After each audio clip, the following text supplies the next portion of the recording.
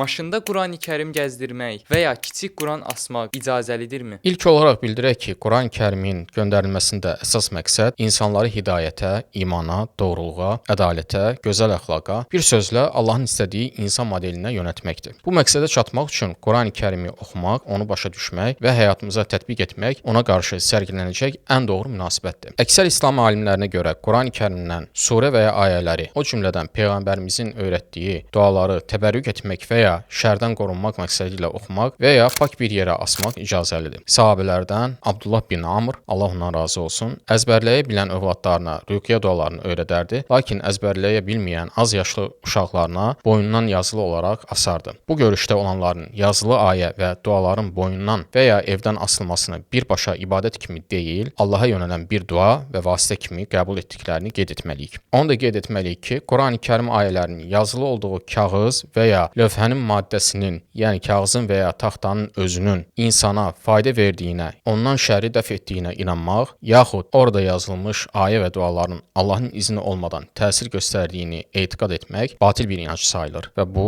Allaha şərik qoşmaq deməkdir. Mömin şəxs bilməlidir ki, heç kim və heç nə Allahın izni olmadan zərrə qədər nə fayda, nə də zərər verə bilməz. Hər bir zərərin və ya şərrin baş verməsinin qarşısını alan da, baş verdikdən sonra onu dəf edən də məhz Allah Teala'dır. Mömin bəndə Allahın bu kainatda keçərli etdiyi səbəb-nəticə prinsipinə əməl etməlidir. Yəni xəstələndikdə həkimə müraciət edib müalicə almalıdır. Zəngin olmaq üçün gərli bir işdə çalışmalı, od təhlükəsindən qorunmaq üçün yanğın söndürən balondan istifadə etməlidir.